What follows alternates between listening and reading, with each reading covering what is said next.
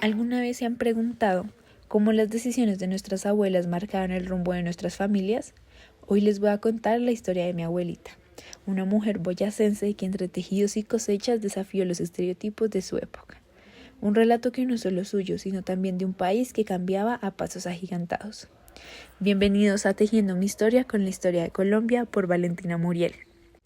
Un podcast donde lo personal y lo histórico se entrelazan como los hilos de un costurero. Yo me llamo Ligia Marina Pedraza Chaparro. Nací el 8 de octubre de 1958 en Isa, Boyacá. Imagínense, mi abuelita era la tercera de 4 hermanos. Vivían en una casa en la mitad de un lote en el pueblo de Isa, Boyacá, donde el día comenzaba antes del amanecer. La infancia de los 4 hermanos fue muy dura, pues tenían que caminar un trayecto de horas para llegar a la escuela donde se educaban, tenían que pasar por piedras, por ríos, por riachuelos. ¿Y por qué se cambiaron a la otra casa? Porque como mi papá mantenía haciendo negocios y que porque nosotros ya éramos chicos grandes, niños ya grandes que para la escuela, porque siempre nos tocaba caminar un trayecto largo, un camino, ¿cómo se dice?, de mucha piedra, atravesar un río profundamente que cuando crecía eso daba miedo. Su mundo era el campo, los potreros, los cultivos y los animales, pero también era un mundo de limitaciones, especialmente para las mujeres.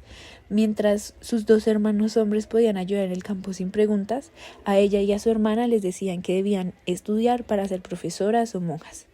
Eso es lo decente, pero mi abuelita tenía otros planes. Lo curioso es que, pese a la austeridad, su familia no era pobre. Mi bisabuelo era un hombre trabajador que poco a poco compró tierras y hasta una casa gigante en el pueblo donde tuvieron a sus otras 2 hijas. Es decir, eran 6 hermanos y mis 2 bisabuelos vivían en una gran casa en el centro del pueblo. Pero como dice mi abuela, no éramos ricos, éramos ahorradores, y ese espíritu de esfuerzo lo heredó ella, aunque lo usó para romper las reglas. En 1975, a los 17 años, mi abuelita enfrentó una encrucijada: seguir el libreto de ser profesora, como su hermana Doris, o escuchar su propia voz. ¿Y saben qué eligió? Modistería. Sí, coser, pero no era solo coser, era su manera de decir no a un destino impuesto, en una Colombia donde, según el historiador Jorge Orlando Melo, las mujeres vestían santos o entraban a conventos. Ella prefirió crear con sus manos su propio futuro.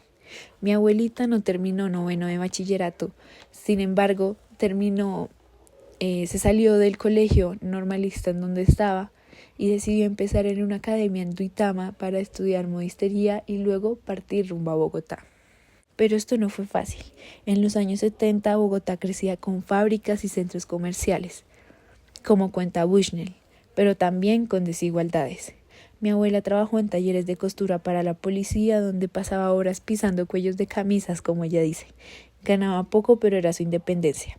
Ella vivía con una de sus tías acá en Bogotá y era demasiado dura la vida, porque no estaba acostumbrada a tanto ruido, a los carros, a la gente.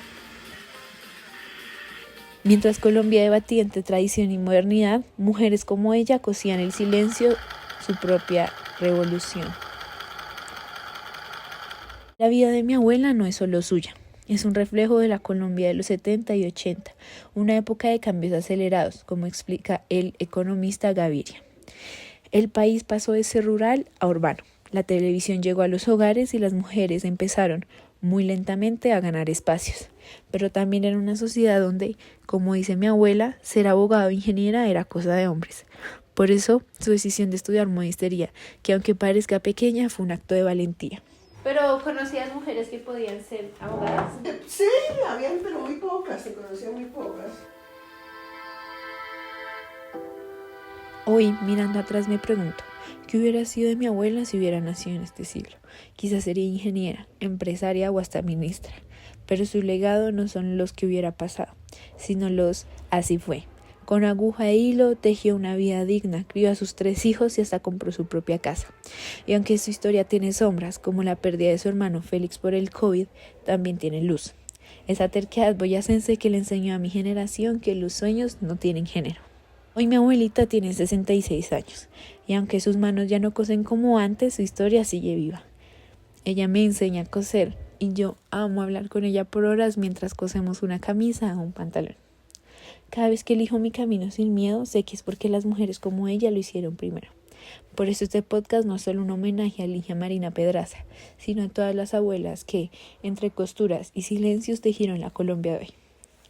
Muchas gracias por escuchar. Hasta la próxima historia.